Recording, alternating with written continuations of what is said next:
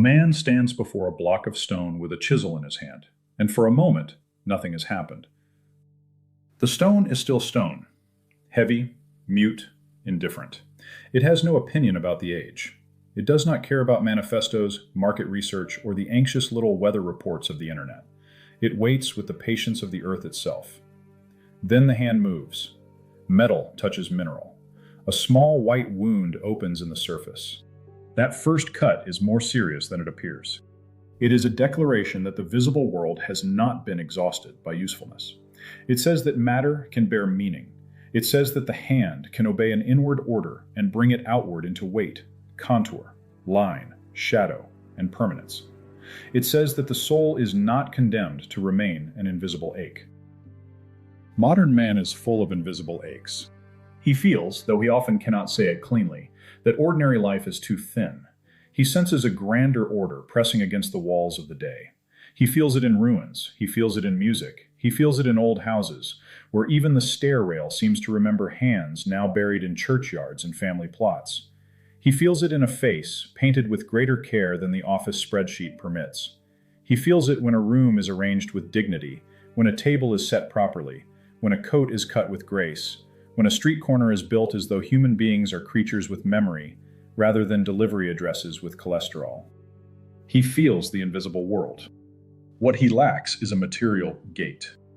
That is where the artist enters. The artist is often treated as a charming eccentric, a luxury appendage, a nervous mammal in black clothing who appears after the serious people have finished discussing budgets. This is one of the great errors of the age. It is also very funny, in the way a termite is funny when it assumes the cathedral is merely a large snack. The artist works beneath the argument. He reaches the place where politics, manners, desire, family, and worship are still in their liquid state.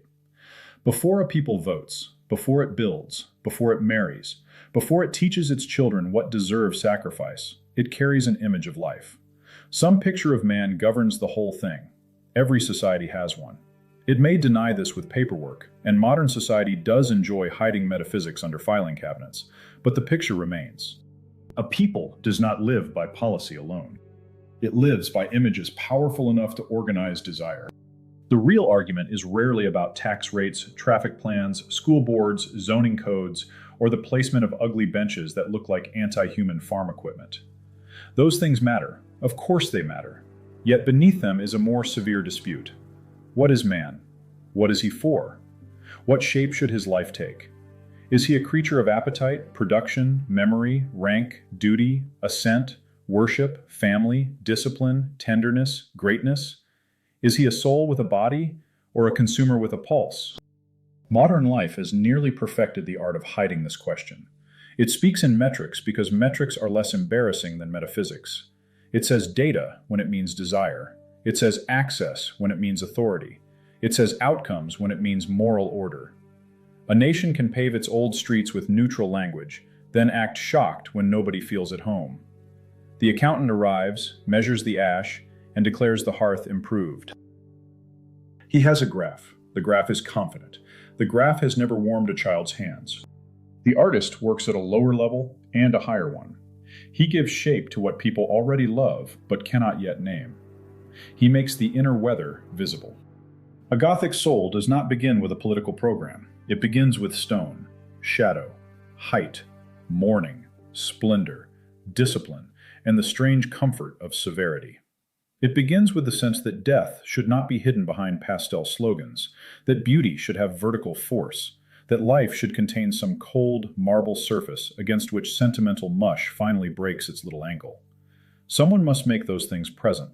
Someone must carve the doorway through which that soul can enter a shared world. The artist is that doorway maker. This is why art has a public task. It does not merely express private emotion. It gives a people their spiritual weather. When the weather is noble, men stand differently. They speak differently. They marry differently. They raise children under a different sky. When the weather is cheap, they begin to resemble the furniture. And we have built a great deal of furniture that appears to have been designed by someone who resented having a body.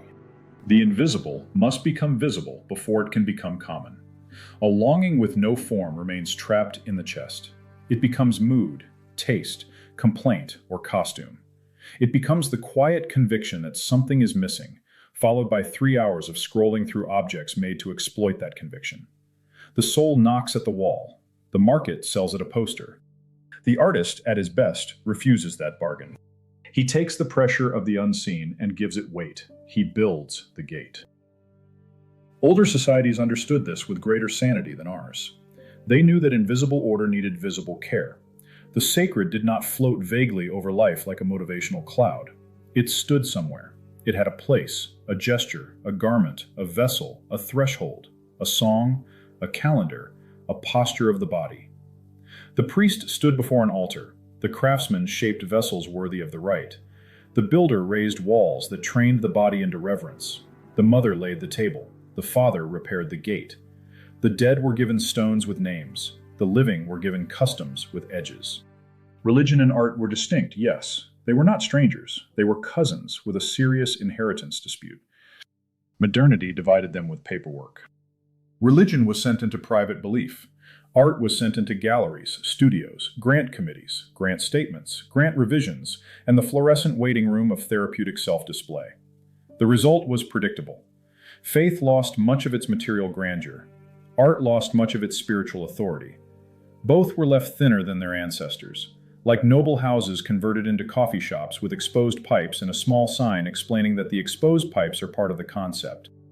When the sacred is exiled, art becomes its smuggler. This is one reason the modern fascination with art as a kind of religion emerged. Public faith weakened. Public longing remained. The hunger did not vanish. It wandered.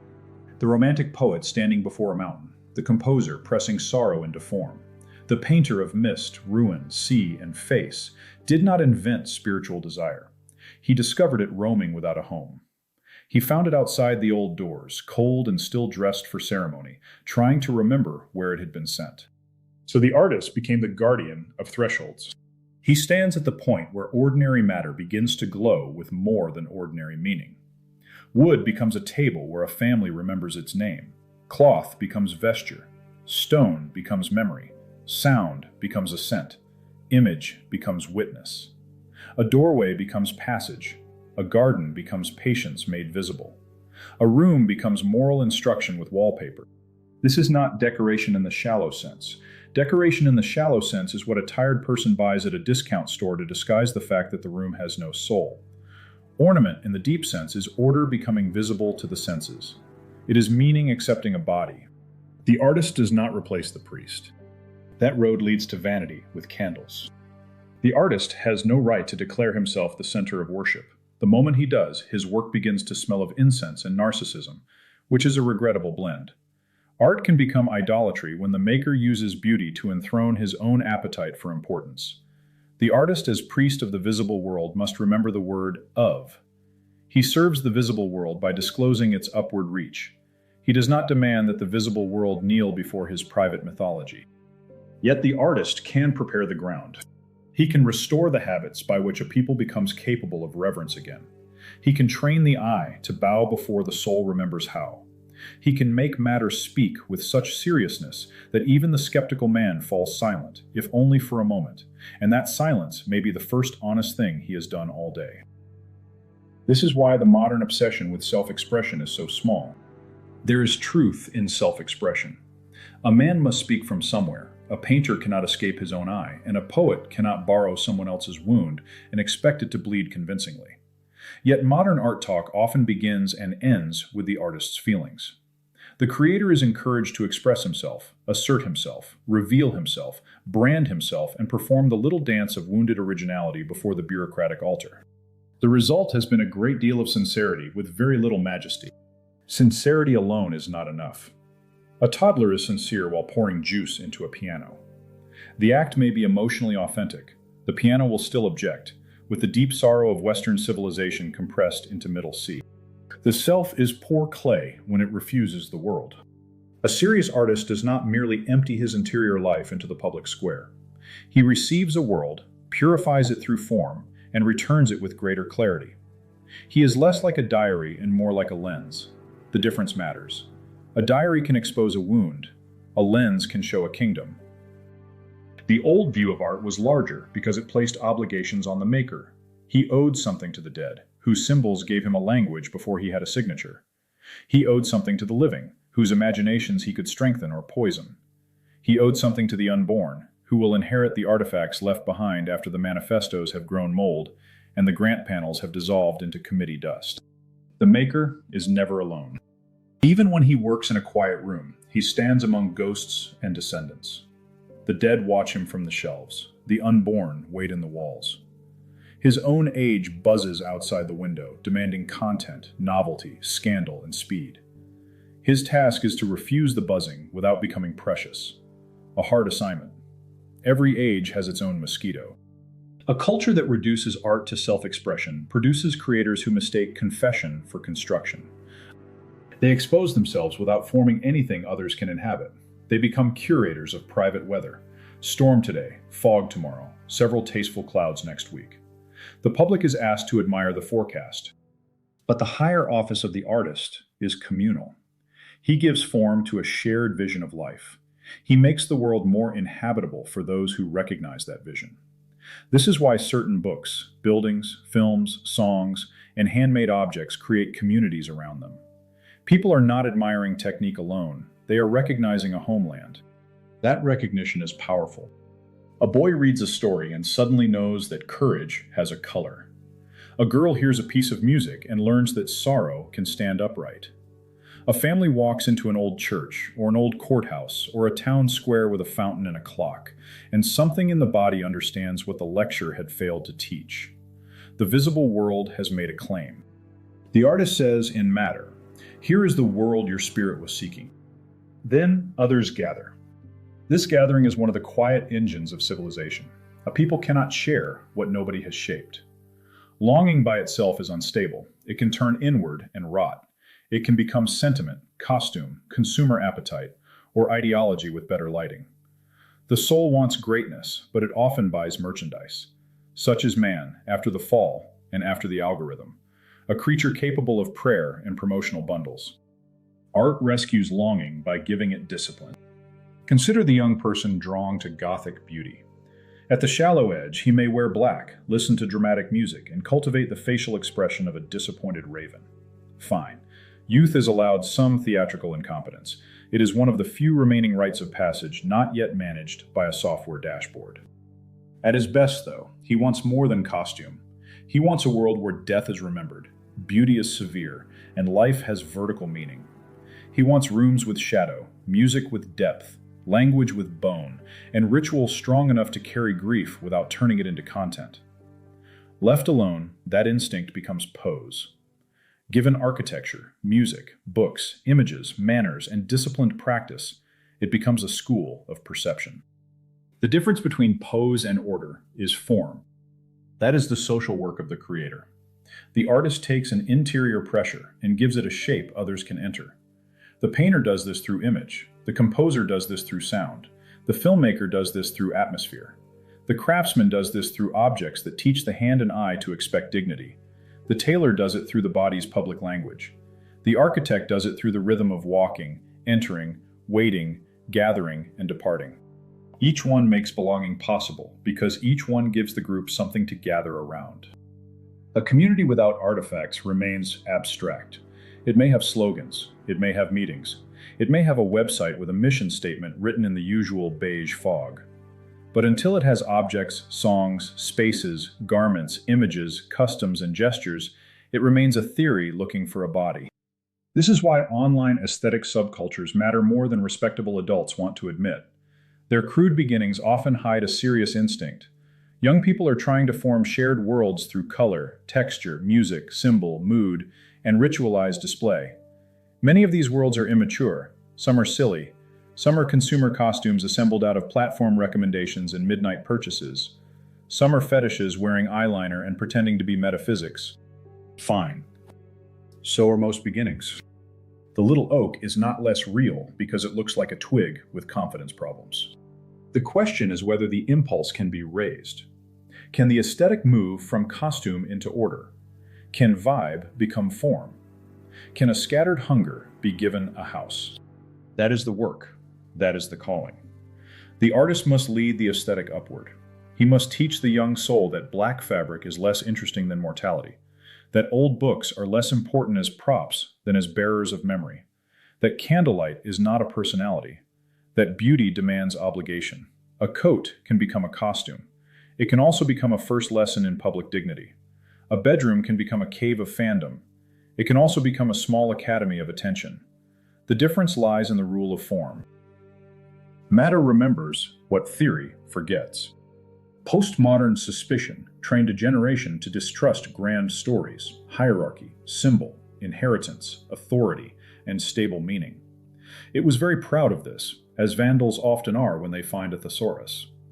The old structures were interrogated, dismantled, problematized, and then replaced by box stores, plastic chairs, and municipal buildings that appear to have been designed during a hostage negotiation. Yet man did not stop needing a world. He still needs rooms that imply honor. He still needs music that gathers his scattered attention. He still needs images that open upward. He still needs clothing that tells him he is more than appetite in motion. He still needs tables around which family memory can form. He still needs public spaces where the citizen is treated as a bearer of dignity rather than a unit to be processed between parking and paperwork. Abstract critique cannot abolish these needs because they are older than critique. Made things carry metaphysical claims. A bare municipal building tells citizens one story about life. A carved town hall tells another. The difference is not ornament alone, it is anthropology. One says man is a unit to be routed. The other says man belongs inside memory, rank, duty, beauty, and public honor. One trains compliance without reverence. The other trains posture before speech even begins.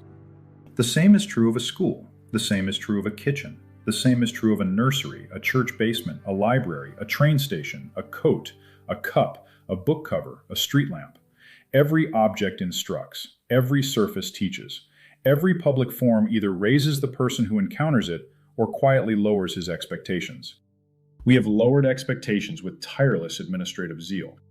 The modern world has built places where no one could feel his ancestors watching, which may have been the point. An ancestor is a very inconvenient witness. He has no patience for the language of stakeholders. He looks at the drop ceiling, the gray carpet, the anonymous box, the plastic seating, and his silence becomes an indictment. One imagines him asking, with the calm cruelty of the dead, "You conquered electricity for this?" The visible world forms the invisible life. This sentence deserves to be held carefully.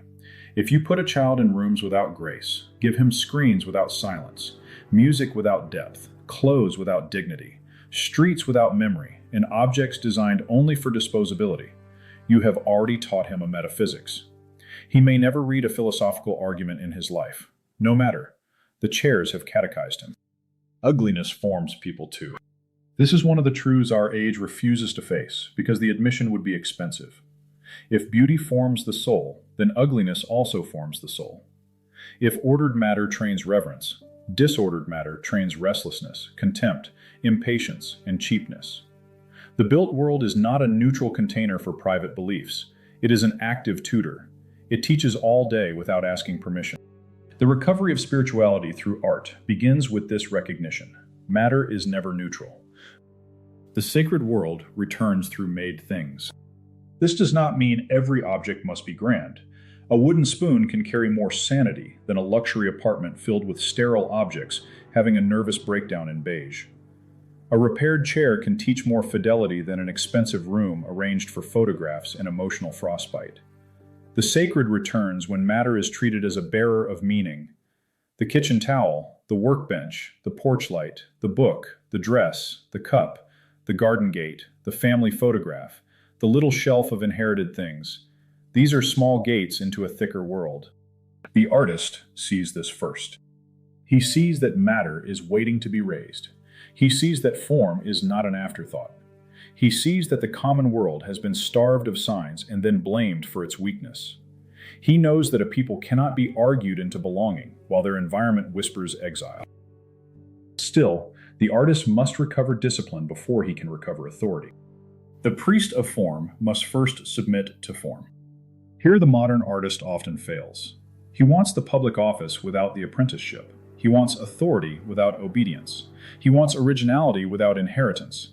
He wants to announce a new world before he has learned how a chair joins at the corner.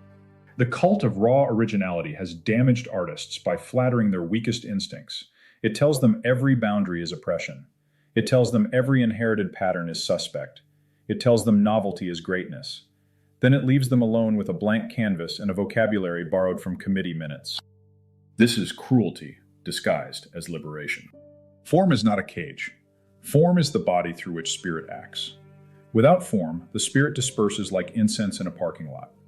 There may be fragrance for a moment, then it is gone, replaced by exhaust and a receipt. The older path is harder and kinder. The artist must apprentice himself to the dead. He must learn proportion, symbol, tradition, restraint, patience, technical command, and the moral weight of beauty. He must learn to copy before he presumes to depart. He must learn which departures are fruitful and which are merely tantrums in better lighting. He must learn that discipline does not weaken inspiration. It gives inspiration bones. A singer without discipline has emotion. A trained singer has command. A builder without discipline has intention. A master builder has a wall that still stands when the intention has gone home for supper. A writer without discipline has urgency. A writer with discipline can make urgency intelligible to strangers. This is not elitism, it is mercy toward the audience. The public square has endured enough sincerity with construction defects. The artist's authority comes from visible obedience to the demands of his craft. The stone resists him. The instrument resists him. The grammar resists him. The tradition resists him. Good. Resistance is where seriousness begins. A tool that never resists usually forms weak hands. This matters even more in the age of digital abundance. The screen can generate endless images. It can multiply styles. It can flatten every masterpiece into content, every face into a filter, every room into a backdrop, every tradition into a mood board, every sacred symbol into a sticker. It can produce novelty faster than judgment can breathe. It can make a man feel creative while his attention is being pickpocketed by a glowing rectangle with the manners of a raccoon. In such an age, the human artist's dignity comes from judgment. He chooses what deserves form. He knows what should remain unseen. He understands that beauty is not stimulation. The screen can flood the eye. That does not mean it has fed the soul. A candy aisle is also varied. No sane man mistakes it for a feast. A tool belongs in the hand. It does not belong on the altar. The artist who kneels before the machine will become its decorator. He may produce impressive surfaces. He may gather attention. He may even make money, which is a serious temptation because rent continues to behave like a pagan deity, demanding tribute. Yet if he allows the machine to train his judgment downward, he becomes a servant of appetite. The machine is useful when it extends craft. It is deadly when it replaces inward command. The question is not whether a tool can make images. The question is what kind of person is formed by the way the tool is used. Does it train patience, attention, memory, humility, judgment, and care? Or does it train speed, imitation, distraction, hunger, and the belief that all symbols are raw material for instant consumption? The answer is written in the user before it appears in the work. A priest who cannot distinguish worship from spectacle becomes dangerous. The same is true of the artist. His office is high because his power is real. He can teach reverence. He can also train appetite. He can build a shared world. He can also lacquer decay until it photographs well. The difference is discipline. Around this point, the argument becomes larger than the artist. We are speaking about the structure of civilization itself. Civilization does not survive by information. It survives by formed persons living inside meaningful order. A people may have full databases, fast networks, policy documents, credentialed managers, and a magnificent ability to send tiny insults across continents in less than a second. None of that means it has a world. A world requires shared forms of reverence. It requires visible standards. It requires the slow training of desire. Law matters. Doctrine matters. Family matters. Manners matter. Work matters. Yet each of these lives inside a surrounding order of signs, rhythms, spaces, and objects. A family formed in a beautiful home receives help from the walls. A child raised among books, tools, gardens, proper meals, old stories, and worthy music receives 1,000 small instructions before anyone gives a speech. A town built around a square tells its citizens they have a common life. A town built around a highway exit tells them they have errands. We should stop pretending these are minor distinctions. They are the hidden grammar of public life. When the grand story has been dissolved, argument alone cannot restore it. A man can be given correct propositions and still live inside forms that make those propositions feel absurd. Tell him family is sacred, then house him in a world designed for mobility, consumption, loneliness, and perpetual interruption. Tell him beauty matters, then send him through schools built like storage facilities for restless mammals. Tell him tradition is good, then surround him with objects designed to be obsolete before his children can remember them. The imagination must be healed before conviction can endure. This is where art matters, after the age of suspicion. The artist makes the recovered standard perceptible. He gives the child a room where wonder seems natural. He gives the household objects that carry dignity into daily repetition. He gives the town an image of itself worth defending. He gives the lonely soul a pattern of belonging before that soul has language for belief. People must encounter a world that amazes them into seriousness.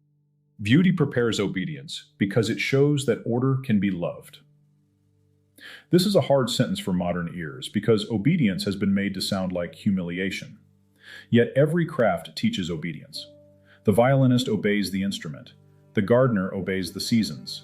The mason obeys the stone. The sailor obeys the wind. The parent obeys the needs of the child. Obedience to reality is the beginning of greatness. Beauty reveals that order is not mere control. It can be beloved. It can inspire the will rather than merely restrain it. A beautiful room asks better conduct from us without raising its voice. A noble building makes slouching feel like a misdemeanor against the cosmos. A well-set table rebukes the goblin instinct to eat over a sink. A true song gathers the scattered mind and returns it to itself with greater strength. These are not small achievements. The artist builds thresholds into such experiences. He makes visible the world a people may still become. If he fails, longing remains trapped in private fantasy and consumer costume. The sacred impulse becomes shopping. The desire for belonging becomes branding. The hunger for order becomes ideology. The need for ritual becomes routine spectacle. The longing for majesty becomes entertainment with fog machines. If he succeeds, scattered souls discover a common form. They begin to inhabit the signs. They begin to love the same standards. They begin to recognize one another by taste, in the deeper sense, not mere preference, but trained affection for what is worthy. A people rises when its artists give it something sacred to inhabit. This does not require every artist to become solemn beyond human company. Please, no. The world has suffered enough from people who discovered seriousness and immediately misplaced their sense of humor in a locked drawer. Beauty can laugh. Craft can smile. A carved gargoyle understands more about metaphysics than many academic departments, and he does so while making a face. The artist needs wit because wit protects seriousness from becoming swollen. A culture without wit becomes managerial or hysterical. A culture without seriousness becomes a children's party supervised by advertisers. The artist holds both. He sees the majesty of matter and the comedy of man attempting to manage it with slogans. Return to the stone. The first cut was small, a wound in the surface, a mark. Yet the mark contains a promise. The hand is saying that the stone can become more itself by receiving form. The stone will lose something. Chips will fall. Dust will gather. Parts will be removed. The lazy eye sees only subtraction. The sculptor sees release. So it is with the soul. So it is with a people. We do not become great by remaining formless. We do not become free by rejecting every boundary. We do not recover the sacred by floating above matter in vague feeling. We need shape. We need gates. We need thresholds. We need rooms, songs, images, garments, tools, streets, tables, and rituals that tell the truth about human nature with enough beauty that we can bear to hear it. The artist stands at that first cut. He is not a decorative eccentric at the edge of society. He is a servant of form in an age of dispersal. He is a builder of thresholds in a world of exits. He is a guardian of matter in a culture that keeps mistaking the screen for the sky. His task is severe. He must refuse cheapness without despising the common. He must seek greatness without worshiping himself. He must inherit without becoming involved. He must use tools without kneeling before them. He must give the invisible a body, and then step back enough for others to enter. When he does this well, the world thickens. The table becomes a place of memory. The room becomes a school of attention. The garment becomes a lesson in dignity. The song becomes a ladder. The image becomes a window. The town becomes a common inheritance. The child looks up and understands, before he can explain anything, that life is meant for more than appetite, speed, and noise. That understanding is a seed. A civilization can survive many errors. It can survive bad rulers, foolish fashions, failed plans, lost arguments, dull committees, and public art that appears to have been assembled from spare plumbing. It can survive confusion for a time. It can even survive ugliness for a time, though the bill always comes with interest and terrible carpeting. It cannot survive forever without artists who remember that matter is meant for majesty. The chisel strikes again. More dust falls. The form begins to appear. At first, only the maker sees it, then the apprentice, then the passerby, then the child who stops and stares, amazed by a shape he did not know he needed. The invisible has found a gate. The stone has become witness. And beyond that witness, faint but real, the world begins to rise. A grand world awaits.